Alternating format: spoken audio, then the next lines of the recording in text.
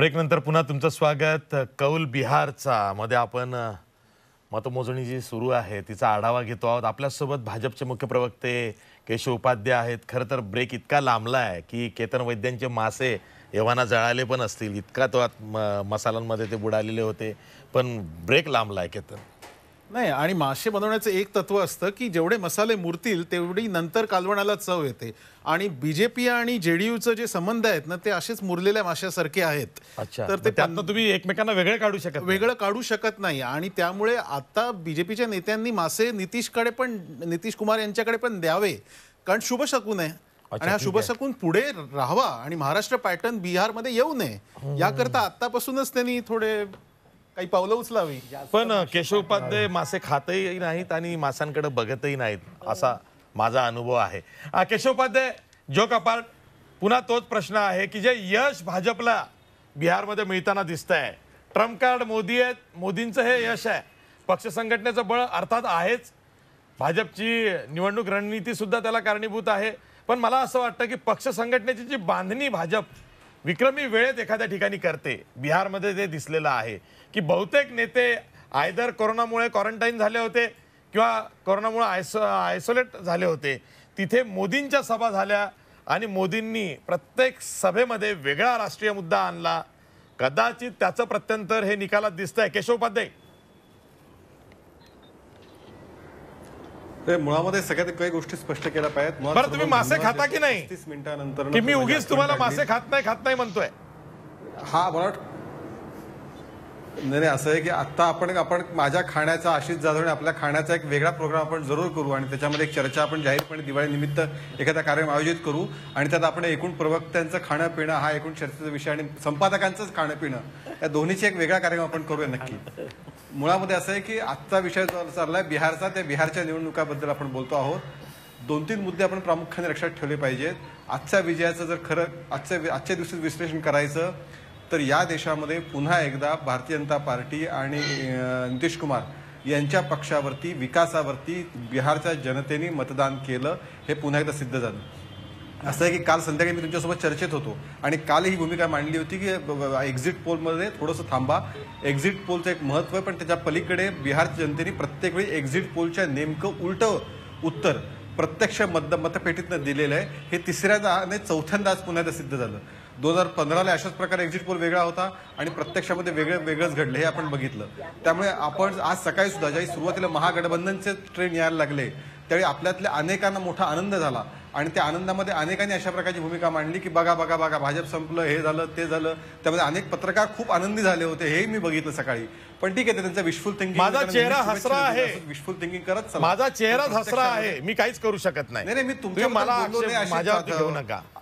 नाही, पण आशिष जाधव मी कायम हसत असतो, मी करेन ना, मी कायम हसत असतो, मला तुम्ही दुःखी बघितलेलं सांगा, मला माहिती आहे ते। नाही, पण आशिष आणि खरं तर माझा आता चेहरा जास्त हसरा झालेला आहे, यावरनं ओळखा मी का हसतोय। नाही, मगाचा चेहरा जास्तच हसरा होता, हे नाही, आता जास्त हसरा आहे बघा।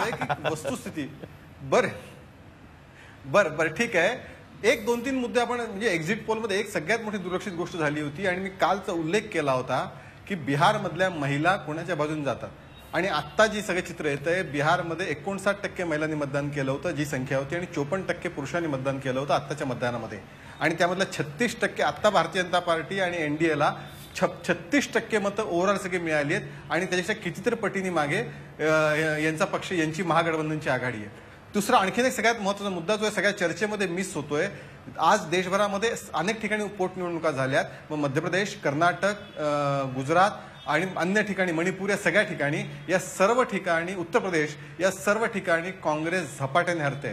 काँग्रेसला गेल्या वेळी 40 जागा लढून बिहारमध्ये 25 जागा काँग्रेसने जिंकल्या होत्या, आता 70 जागा तिने अट्टहासाने घेतल्या। पण त्या 15-20 जागा तर एत्रिकेने इथपर्यंत शंका आहे. म्हणजे एका अर्थाने काँग्रेसला पूर्णपणे या देशातनं पुन्हा एकदा जनता सर्व नाकारतीये. सगळ्या पोटनिवडणुकांचं चित्र घ्या, या बिहारच्या निवडणुकीचं चित्र घ्या, हेच त्यातनं दिसतं. आणि काल पुन्हा एकदा सातत्याने तुम्ही मुद्दा मांडत होतात की मी आणि त्याही हे मुद्दा मांडला की लोक आशिष जाधव काल म्हणत होते की एक 15 वर्ष होऊन गेली, जंगलराजची प्रतिमा नाहीये लोकांमध्ये आता. खरं म्हणजे जो मुलगा आपल्या आई वडील तेजस्वीने आपल्या लालू प्रसाद आणि राबडे देवींचे फोटोचा पोस्टर वापरले नाहीत, त्यामुळे त्यांना सुद्धा माहिती होतं की जंगलराज लोक विसरले नाहीयेत, लोक विकासाला मतदान करणार. हे मी काल तुम्हाला सांगत होतो. आज ते पुन्हा एकदा सिद्ध झालं की लोक विकासासाठी मतदान करतायत. या देशामध्ये नरेंद्र मोदीजींना आज लोक मतदान करतायत, नितीश कुमारनं मतदान करतायत. हे विकासासाठी मतदान आहे, विकासाला विजय, हे आजच्या निवडणुकीचं गणित आहे. ठीक आहे केशव उपाध्याय, विकासाला जर का मतदान झालं असेल तर मग जेडीयूला जागा का कमी मिळताना दिसत आहेत? मग भाजपच्याच जागा वाढत आहेत. जेडीयूच्या जागा ह्या एलजेपी त्यांच्याशी थेट फाईटमध्ये असल्यामुळं कमी होत आहेत का? मग एलजेपीला तुम्ही अलायन्समध्ये एनडीए का सामावून घेतलं नाही, हाही प्रश्न आहे. एक त्यातला मुद्दा मी तुम्हाला सांगतो. भारतीय जनता पार्टीनं सुरुवातीच्या काळामध्ये सर्वांनी एकत्रित निवडणूक लढावी असा एक पहिला प्रयोग केला होता. पण महाराष्ट्रामध्ये ज्या पद्धतीने तुम्हाला आठवत असेल, काँग्रेसकडे महावंचित आघाडीने अवास्तव जागा मागितल्या आणि मग महाती आघाडी झाली नाही. काँग्रेसचं म्हणणं होतं की महावंचित तेवढी ताकद नाहीये वंचित आघाडीची, त्यामुळे तेवढ्या जागा देणार नाही. आणि त्यातनं ती आघाडी फिसकटली. मग वंचित वेगळं लढलं, काँग्रेस वेगळं लढलं. हा इतिहास महाराष्ट्रातला माहिती आहे. तिथेच तो अशाच पद्धतीने तो प्रयत्न झाला, पण तो प्रयत्न यशस्वी झाला नाही. पण त्यावेळी भारतीय जनता पार्टीने भूमिका अत्यंत स्वच्छ स्पष्ट केली की भारतीय जनता पार्टीने सांगितलं की आमचा पुढचा आमची युती ही नितीश कुमारांसोबतच आहे. नंबर 1. नंबर 2, कुणीही किती जागा आल्या तर पुढचे मुख्यमंत्री हे नितीश कुमारच असतील. हा दुसरा मुद्दा होता. तिसरा मुद्दा, एलजीपीला चिराग पासवान यांना नरेंद्र मोदींचे ज्यावेळी फोटो वापरायला सांगितले त्यावेळी त्यांना सांगितले वापरायचे नाहीत. त्यामुळे मित्र म्हणून जे करणं आज शक्य होतं, राजकीय पक्ष म्हणून जे करणं आवश्यक होतं तर भारतीय जनता पार्टीने केलं. शेवटी 2 राजकीय वेगळे पक्ष असतात. आम्ही जरी आघाडी असली तरी प्रत्येक पक्षाची राजकीय पक्षाची निवडणूक लढवण्याची पद्धती वेगळी असते.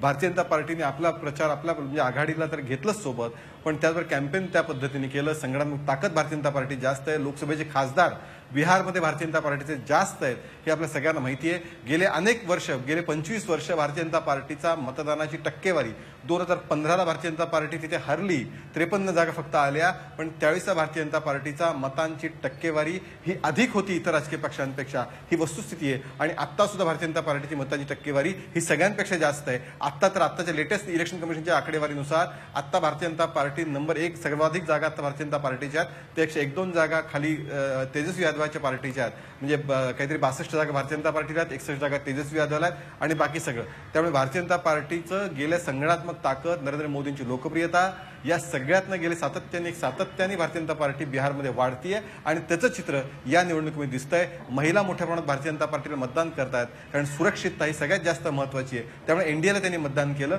ही वस्तुस्थिती आहे. ठीक आहे. आणि माझं स्वतःचं निरीक्षण असं आहे की काऊ बेल्टमध्ये बीजेपीचा, भाजपचा स्वतःचा मतदार आहे आणि तो तयार होतो. तो सायलेंट वोटर आहे, तो वोकल नाही आहे, पण तो आपल्या मतानी ईव्हीएम मध्ये कमाल करतो. तेच आता दिसतंय. आपल्यासोबत जेडीयूचे national media coordinator Ranjit Kumar Jha आहेत. रंजीत कुमार जी, ये जी 24 तास के ये मैराथन कवरेज में आपका स्वागत है. वही प्रश्न है, अगर बीजेपी जेडीयू कंबाइन में एलजीपी फैक्टर आ जाता था और एलजीपी ने जेडीयू के खिलाफ सब तरफ अपने उम्मीदवार खड़े नहीं होते थे, नहीं करते थे वो, तो जेडीयू की जो सीटें कम हो रही है वो बढ़ सकती थी. अगर कल जाके कुछ ऐसा हो गया, क्योंकि अंतिम परिणाम आने के लिए मेरे ख्याल से कल लग सकता है, क्योंकि 24 घंटे से ज़्यादा समय लग सकता है, ऐसी जानकारी आ रही है.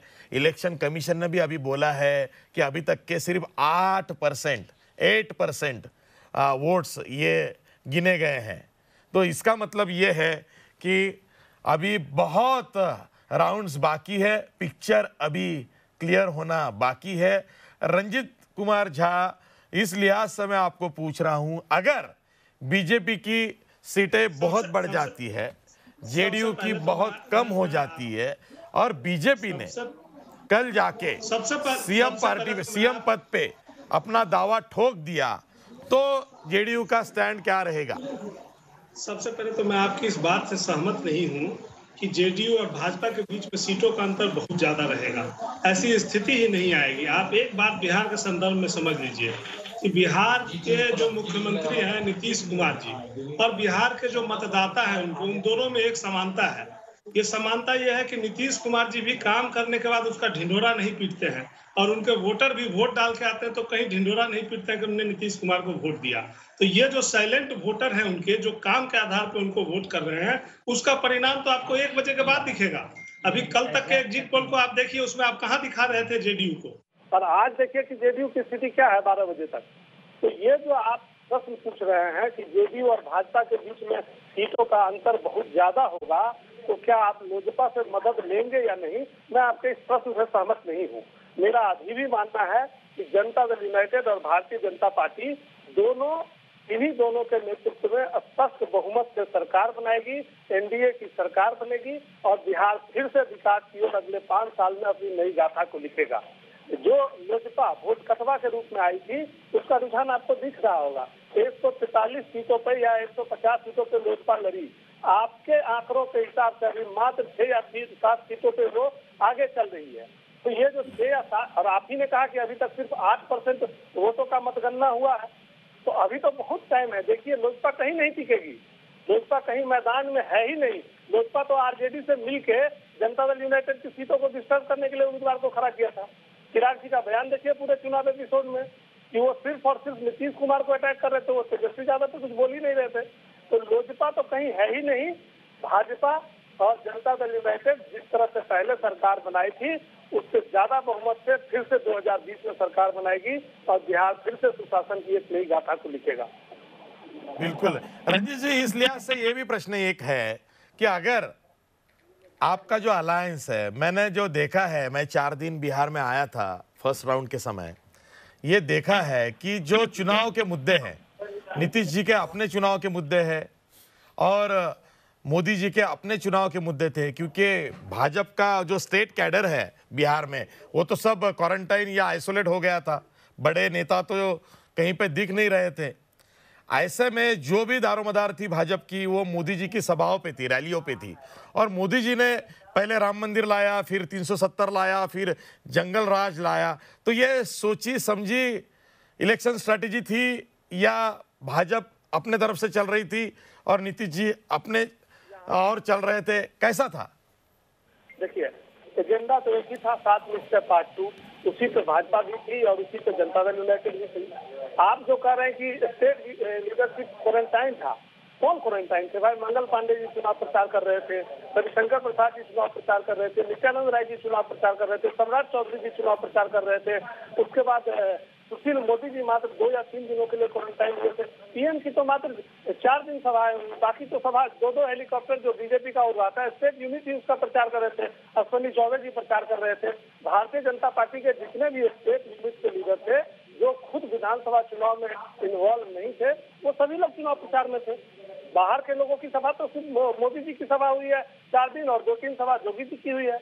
और भारतीय जनता पार्टी और जनता दल यूनाइटेड दोनों का एजेंडा एक ही था, 7 निश्चय पार्ट 2, कि जो नीतीश जी ने 7 निश्चय 1 में काम किया, 7 निश्चय पार्ट 2 में जिन्होंने लिया था कि हम युवाओं को स्वावलंबी बनाएंगे, ग्रामीण अर्थव्यवस्था को और मजबूत करेंगे, उसी पर मिलकर एनडीए ने चुनाव लड़ा है, उसी पर भारतीय जनता पार्टी और जनता दल यूनाइटेड दोनों ने मिलकर चुनाव लड़ा है। और जो जनता का जनादेश भी है वो उसी के पक्ष में आता हुआ दिख रहा है।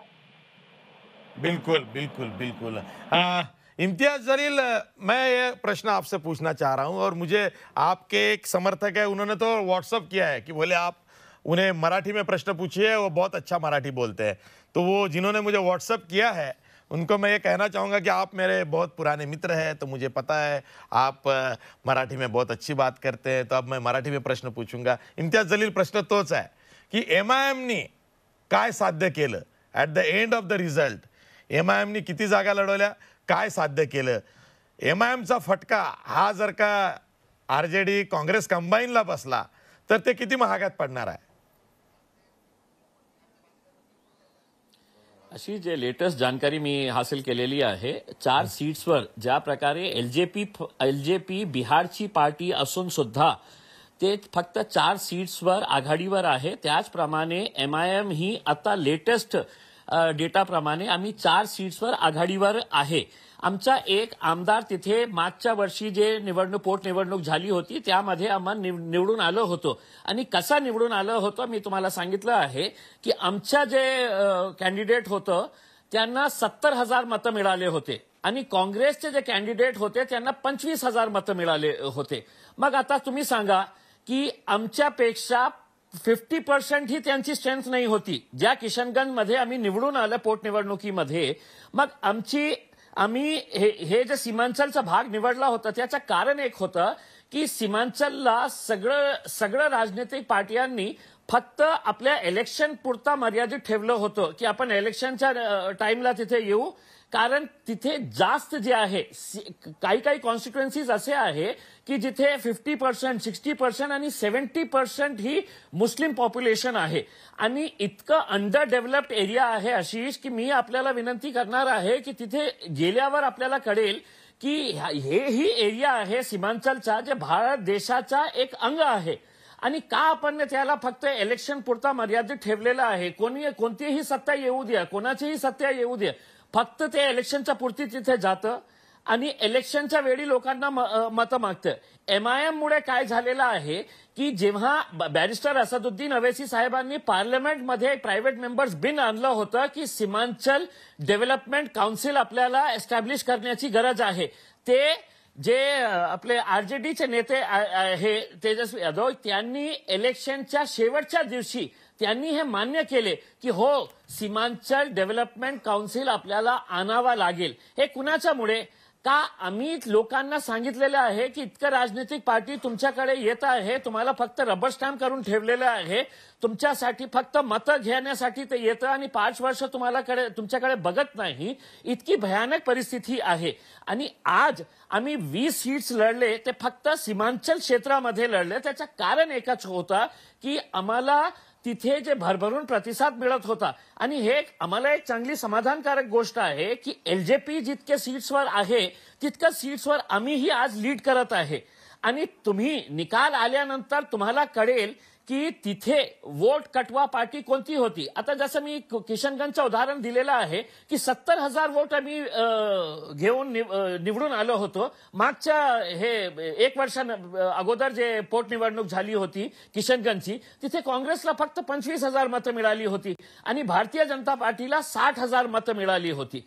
मग याचा अर्थ हे आहे की किशनगंजमध्ये काँग्रेस जे आहे वोट कटवा पार्टी झाली होती. आणि तसंच आज अमोल जिथे आमचे बिहारचे राज्य अध्यक्ष जे आहे ते निवडणूक लढत आहे. आमच्या कॅन्डिडेट आतापर्यंत जे लेटेस्ट डेटा आहे 11,000 मतं आम्हाला मिळालेले आहे MIM पार्टीला आणि काँग्रेसला फक्त 2,000 मतं मिळालेले आहे. याचा अर्थ हे आहे की जिथे MIM जिंकण्याची शक्यता होती तिथे काँग्रेस पार्टी वोट कटवाचं काम करत होती आणि उलट ते आमच्यावर हे आरोप करत आहे की आम्ही तिथे गेले म्हणून ते तुम्ही पराभव झाले. अरे तुम्ही होतं कुठे? तुम्ही सांगा ना मला. लॉजिकली तुम्ही सांगा की 70,000 कुठे, 25,000 कुठे? आता जे एनालिसिस चाललेलं आहे की 11,000 वोट आम्ही आतापर्यंत घेतलेले आहे आणि काँग्रेसने फक्त 2,000. ते खूप इनिशियल स्टेजेस आहे मला माहित आहे, पण आमची अपेक्षा आहे आणि आम्हाला खूप विश्वास आहे की जिथे आम्ही निवडणूक लढलेली आहे तिथे आम्ही चांगली कामगिरी बजावणार आहे. शिवसेना तिथे 23 सीट्स लढत आहे, आम्ही फक्त 20 सीट्स लढत आहे. त्याच्या बाबतीत कोणी बोलत नाही. NCP तिथे गेलेली आहे,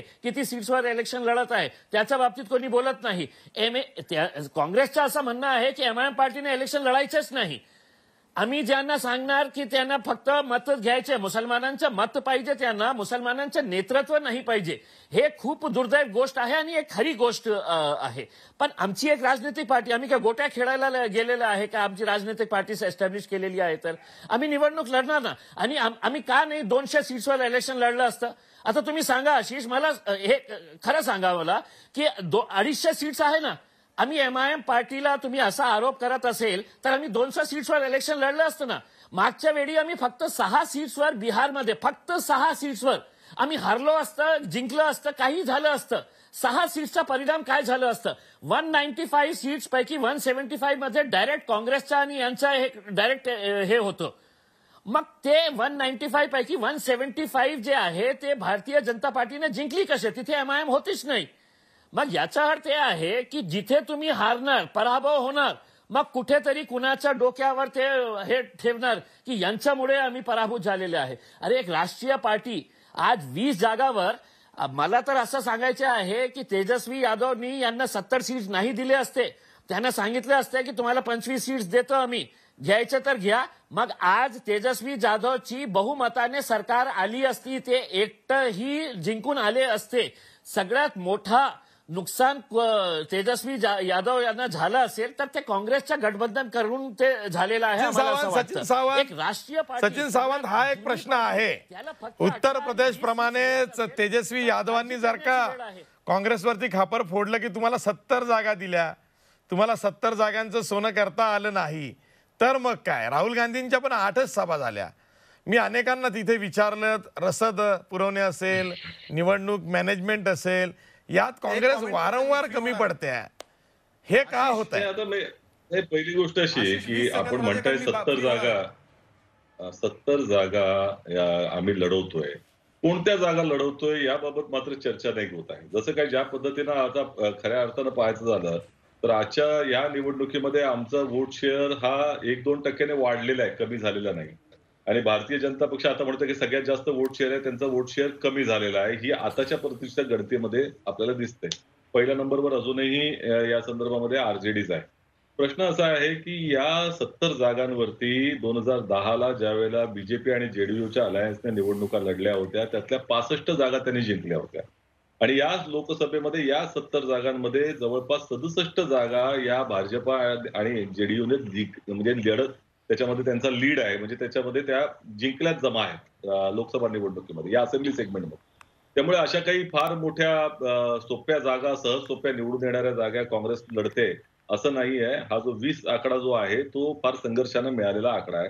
दुसरीकडे एकंदरच तुम्ही लक्षात घेतलं पाहिजे की आपण म्हणतोय की गठबंधनमध्ये आम्हाला 70 जागा देण्याने फार मोठ्या प्रमाणामध्ये उपकार केलेत असं नाहीये.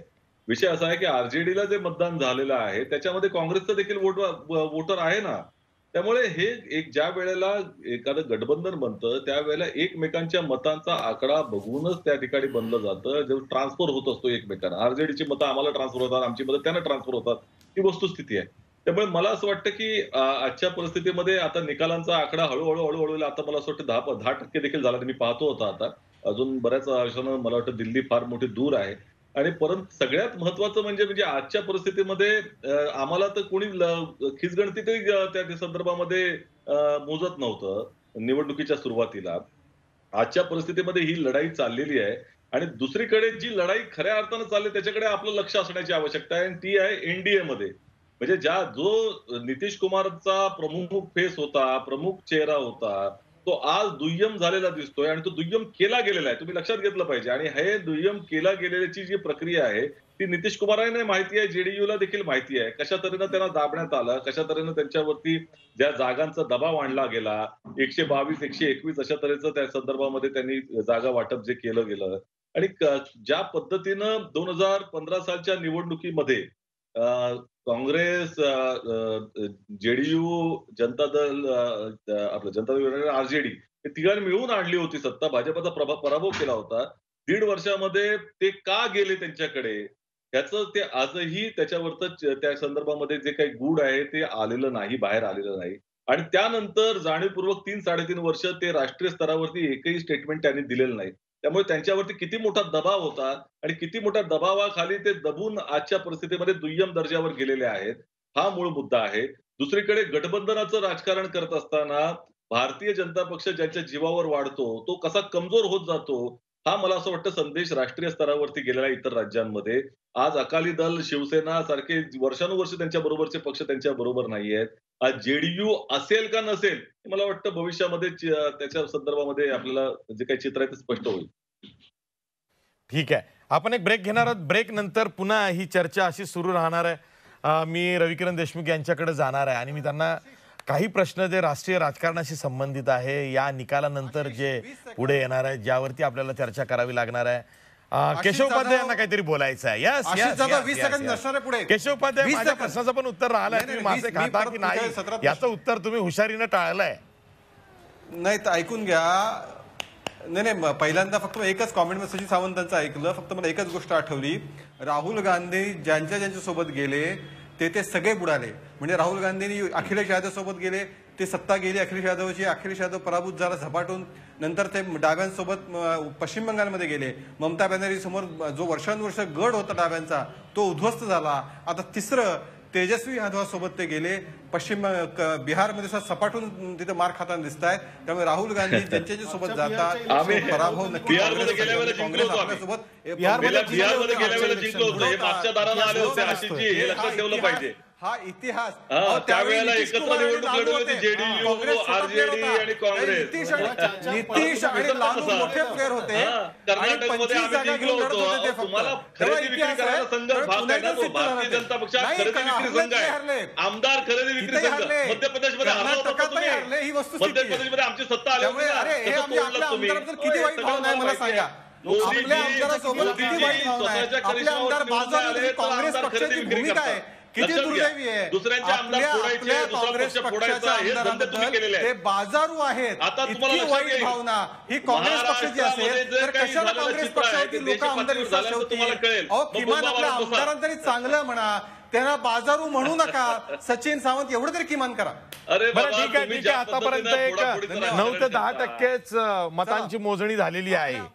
आत्ताच तू मय करण्याची गरज नाहीये. आपल्याला बराच वेळ राहायचा आहे. केशव उपाध्याय, तुम्हा दोघांना पुन्हा संध्याकाळी 8 वाजता विशेष रोखोक मध्ये बसायचं आहे एकत्र. उरलेलं भांडण आपण तिकडे भांडूया. तोपर्यंत बरंचसं क्लिअर झालेलं असेल, कोणाची सत्ता येते हेही स्पष्ट झालेलं असेल. पण केशव उपाध्याय, तुम्ही माझ्या प्रश्नाचं उत्तर का टाळताय हेच कळत नाहीये मला. तुम्ही मासे खाता की नाही? मी उगीच तुम्ही खात नाही म्हणून माझं तर आशिष जाधव पुन्हा सांग. एक कार्यक्रम करून आपण दिवाळी निमित्त प्रेक्षकांसाठी तुम्ही मासे खाता की नाही हे तर कळू द्या. प्रेक्षकांना तुमच्याकडे तुम्ही मासे खाता की नाही? रविकरण देशमुखांना सुद्धा बोलवू त्याच्यामध्ये. दिवाळी निमित्त वेगळा कार्यक्रम. तुम्ही मासे खाता की नाही हे सांगा केशव उपाध्याय. आपण छान तुम्ही मासे खाता की नाही? आणि सचिन सावंत आणि माझं एकमत आहे. नितीश कुमारांना मासे आवडतात. केशव उपाध्याय खातात की नाही? आपण गोष्टी सिद्ध करू. येस, केशव उपाध्यायांनी सुरू केलंय मासे खाणं. मी काय अडचण नाही. भाजप त्यांना मासे नक्की पाठवेल आणि सचिन सावंतांना सचिन सावंत हे खवाई आहे. काय मासाबद्दल काय नवीन रेसिपी आहे?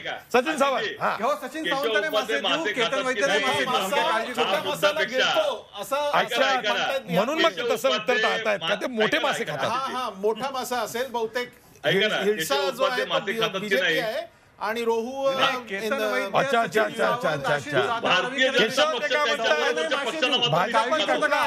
जेवण करू. आणि ते नितीश कुमार मी तुम्हाला आमंत्रण देतोय. चौघा नाही, मी चौघांना आशिष जाधव आमंत्रण देतोय. आपण माशाचं चौघांना मासे देतो. आपण एकत्र जेवण करू. आपण आमंत्रण जाहीरपणे सगळ्यांना देतोय. चला, तुम्ही खात असाल तर तुमच्यासोबत जेवायला काय अर्थ आहे? तुम्हीच मासे खाणार नाहीत मग काय? नाही अरे तुम्ही असं काय करता. आपण नाही मी तुम्हाला तेच सांगतोय की तुम्हाला म्हणून तर म्हणलं की आपण सगळे म्हणून एकत्रित माशासाठी आपण आमंत्रण तुम्हाला देतोय. मी सगळ्यांना बरं ठीक आहे, एकत्रित जेवण करू. मासे हे शुभ संकेत मानले जातात बिहारमध्ये. आता ते मासे कोणाच्या पसनी पडतात ते बघायचं आहे. आपल्यासोबत श्रीमंत माने टाकावा लागतो. हा, श्रीमंत माने मासे खातात मला माहिती आहे. हा, श्रीमंत मानेंचं काय ना, ते मटण मासे सगळे खातात. हा, तर श्रीमंत माने हे इंटरेस्टिंग चाललेलं आहे. 10% मतांची मोजणी झालेली आहे. सीसॉ चाललं होतं, पण आता एनडीए कडे निर्णायक आघाडी दिसते. काय बघताय?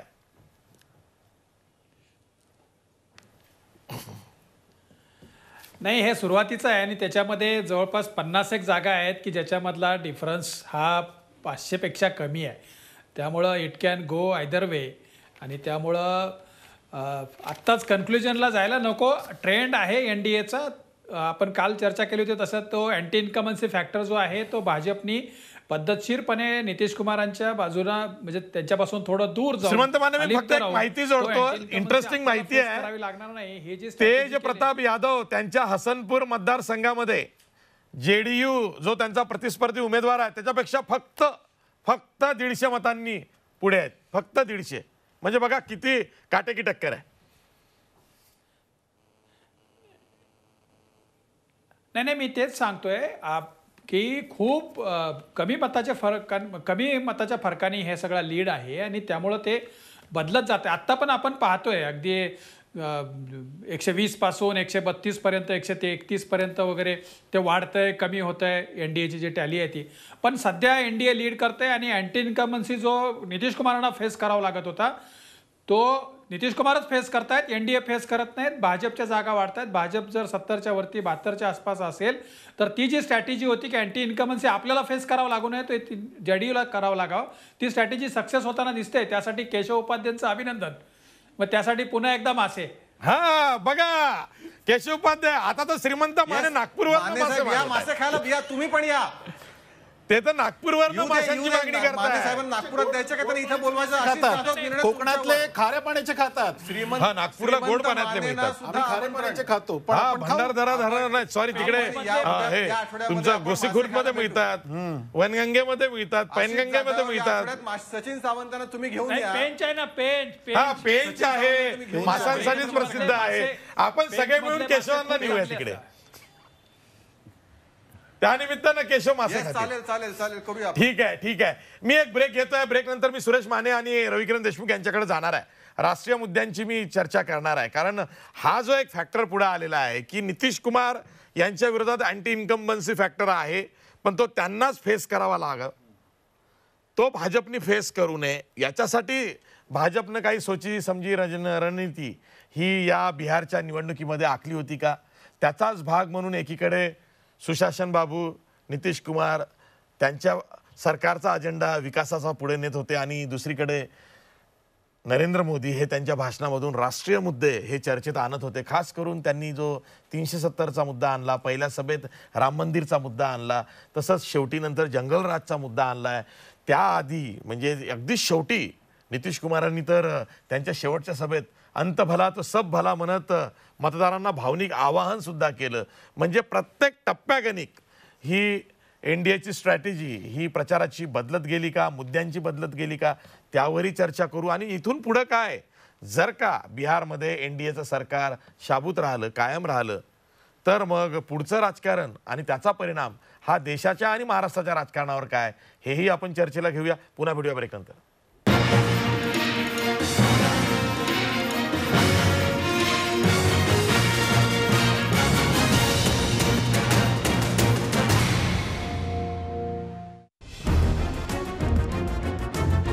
Joe.